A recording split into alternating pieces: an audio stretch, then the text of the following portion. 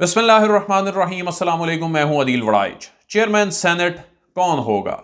बड़ा मुकाबला अब से चंद घंटों बाद होने जा रहा है। नई पार्टी पोजीशन सामने आ गई है, आपके साथ शेयर करूंगा, जिसके बाद आपको अंदाजा होगा कि सूरत हाल किस जानिब जा रही है। क्योंकि एक वोट गेम चेंजर बन गया है। वो वोट जिसके पलड़े में जाएगा वो बाजी पलट देगा।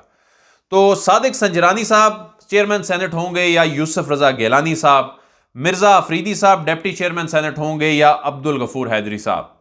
अब ये पार्टी पोजीशन आपके सामने रखूंगा तो काफी हद तक चीजें आपको वाज़ेह हो जाएंगी। तहरीके इंसाफ, सबसे पहले हम हुकूमती इत्तेहाद की बात करते हैं तो तहरीके इंसाफ की 27 नशिस्तें हैं। यूं तो ये 26 नशिस्तें थी इनकी, यानी 26 इनके सेनेटर्स थे, लेकिन बलूचिस्तान से एक आज़ाद रुकन ने ज्वाइन कर लिया पाकिस्तान तहरीक इंसाफ को, अब्दुल कादिर साहब ने। उसके बाद ये 27 नंबर्स इनके बन गए। तो बलूचिस्तान अवामी पार्टी बाप, बड़े इत्तेहादी हैं ये। 12 इनके पास नशस्तें हैं। मुत्तहिदा कौमी मूवमेंट, इनके पास पुराने एक सेनेटर थे और अब 2 मजीद नए इन इंतखाबात में सेनेटर आए हैं। इनके 3 सेनेटर हो गए हैं। मुस्लिम लीग काफ के भी इसी सेनेट इलेक्शन में एक उनको नशस्त मिली है। तो मुस्लिम लीग फंक्शनल के पास भी एक नशिस्त है और आज़ाद जो फाटा के लोग हैं, ये 4 लोग हैं फाटा के। इनमें से एक ने पीपल्स पार्टी ज्वाइन कर ली है, शमीम आफरीदी, यानी पीपल्स पार्टी के पलड़े में ये चले गए हैं, जबकि बाकी 3 हुकूमत की जानिब हैं। तो ये 3 आज़ाद अरकान फाटा के मिलाकर और जो पाकिस्तान तहरीक इंसाफ में जो आज़ाद रुकन शामिल हुए हैं, इन सबको मिला के ये स्ट्रेंथ बनती है 47। ये नंबर बनता है। अपोजिशन के इत्तेहाद की बात करते हैं, पीडीएम की बात करते हैं।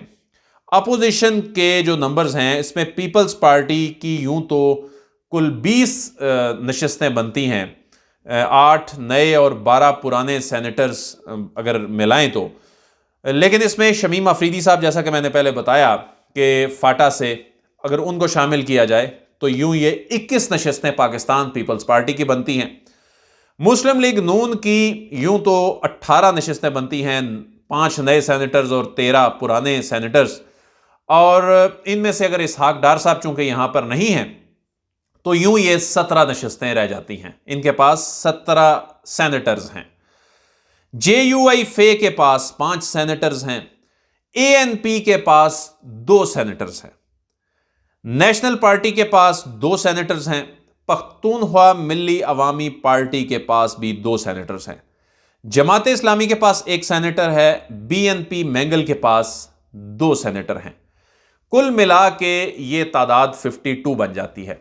यानी अपोजिशन और हुकूमत के जो नंबर्स को अगर देखें तो सिंपली ये 52 और 47 का मुकाबला बन रहा है। यानी ये तकरीबन 5 वोटों का शॉर्टफॉल बज़ाहिर हुकूमत जो है वो फेस कर रही है। लेकिन इसमें सूरत हाल ऐसी नहीं है जैसी ये नंबर्स बता रहे हैं। इसमें ANP में जो बलोचिस्तान, ANP बलोचिस्तान का, यानी ANP की 2 नशिस्तें हैं। एक खैबर पख्तूनख्वा से इन्होंने नशिस्त जीती और एक बलोचिस्तान से जीती। जो बलोचिस्तान की नशिस्त ANP ने जीती है वो हुकूमत के ताउन से जीती, वहाँ बलूचिस्तान अवामी पार्टी के ताउन से जीती। तो जो हुकूमत का ये दावा है कि ANP के जो बलूचिस्तान के रुकन हैं ये हुकूमत को वोट देंगे, हुकूमती उम्मीदवार सादिक संजरानी को वोट देंगे। तो यूं 52 और 47 का ये जो मार्जिन है ये 51 और 48 का मार्जिन बन जाता है, क्योंकि अगर ANP के एक वोट वहां पर चला जाता है। जमात इस्लामी अगर इसमें गैर जानिबदार रहती है, अभी तक वो ये कह रहे हैं कि वो एब्सटेन करेंगे, अभी तक उनकी कोई वाज़ेह पोजीशन सामने नहीं आई और बज़ाहिर ऐसा ही लगता है कि शायद वो एब्सटेन करें।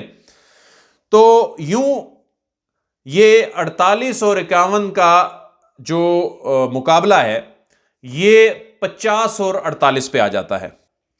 लेकिन एक वोट ऐसा है जो कि नून लीग के खाते में गिना जा रहा है। नून लीग के 17 जो अरकान हैं उनके खाते में गिना जा रहा है। वो हैं दिलावर खान। अगरचे ये आज़ाद सेनेटर के तौर पर हैं, क्योंकि 13 ऐसे सेनेटर्स हैं जो पुराने सेनेटर्स हैं, वो नून लीग के खाते में गिने तो जाते हैं, लेकिन उस वक्त जब नवाज शरीफ की डिस्क्वालिफिकेशन का मामला हुआ था और उस वक्त जब सेनेट इलेक्शन में इनके पार्टी टिकट जो है वो कालादम हो गए थे, तो फिर ये लोग आज़ाद हैसियत में इन्होंने इलेक्शन लड़ा था। तो इसी तरह दिलावर खान भी नून लीग के पलड़े में गिने जाते हैं, लेकिन ये आज़ाद हैसियत में सेनेटर हैं, ऐवान बाला में आज़ाद हैसियत में बैठते हैं, और वो ये कहते हैं कि उनका वोट सादिक संजरानी के साथ होगा। और सादिक संजरानी साहब के खिलाफ जब तहरीक अदम एतमाद आई थी, तो उस वक्त जिन लोगों ने उनके इशाइये और ज़ुहरानों में शिरकत की थी, उसमें दिलावर खान दीगर सेनेटर्स के साथ शरीक होते थे। तो इस हवाले से तो अब ये बात ज़ुबान ज़द-ए-आम है कि दिलावर खान जो हैं ये हुकूमती उम्मीदवार सादिक संजरानी को वोट देंगे। यूं ये 50 और 48 का मुकाबला 49 और 49 पर आ गया है। तो ये मुकाबला तो हो गया बराबर होने की सूरत में इसमें फिर या तो रीपोल होगा या एक मजीद वोट चाहिए होगा हुकूमत या अपोजिशन को जीतने के लिए। इसमें मैं ये बता दूं कि एक मिसपरसेप्शन है, ये कहा जाता है कि शायद 51 वोट्स लेना ज़रूरी हैं और जो 51 वोट लेगा वही चेयरमैन सेनेट बनेगा। अगर वो 50 अक्सरियत लेने के बावजूद अगर वो 50 पर या इससे नीचे होता है तो वो चेयरमैन सेनेट नहीं बनेगा। लेकिन सेनेट के रूल्स जो मैंने पढ़े हैं उसमें ऐसी कोई बात नहीं है, और जो आईनी और कानूनी माहिरीन से बात की है वो भी यही कहते हैं कि उस वक्त मौजूद अक्सरियत में से जो ज़्यादा वोट ले लेगा वो चेयरमैन सेनेट होगा, और यही सूरत हाल डिप्टी चेयरमैन सेनेट के इलेक्शन के हवाले से भी होगी।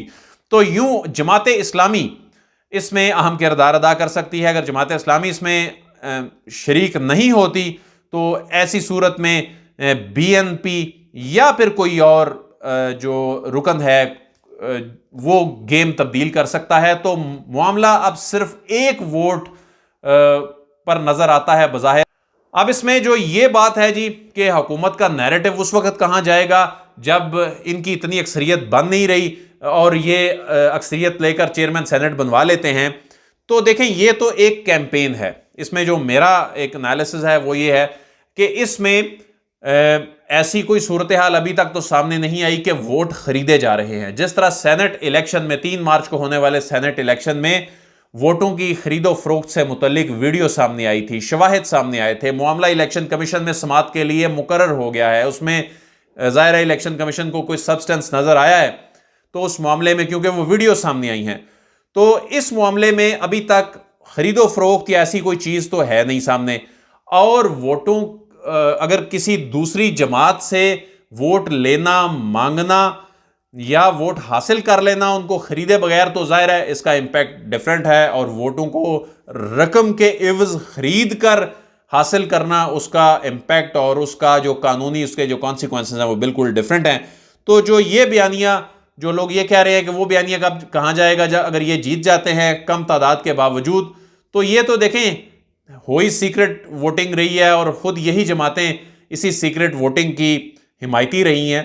तो अब देखते हैं कि कल जो है वो कौन बाजी अपने नाम करता है। बज़ाहिर ये मामला 49-49 पर टाई होता भी, इस बात के इम्कानात हैं कि टाई भी हो सकता है। बहरहाल हुकूमत कॉन्फिडेंट नज़र आती है। वो ये कहते हैं सादिक संजरानी 14 वोट उन्होंने जब लिए थे, अभी जो अपोजिशन के लोग हैं इनमें से कुछ रिटायर हो गए, अभी भी कुछ लोग उसमें सिस्टम में मौजूद हैं जिन्होंने तहरीक अदम एतमाद में उस वक़्त सादिक संजरानी साहब को सपोर्ट किया था। तो ये नंबर्स ज़्यादा भी हो सकते हैं। बहरहाल यूसुफ रज़ा गिलानी ने अब्दुल हफीज़ शेख के साथ मुकाबले में उस वक्त अपसेट किया था, तो अभी भी यूसुफ रज़ा गिलानी और सादिक संजरानी का मुकाबला बहुत ही क्लोज कॉन्टेस्ट होने जा रहा है।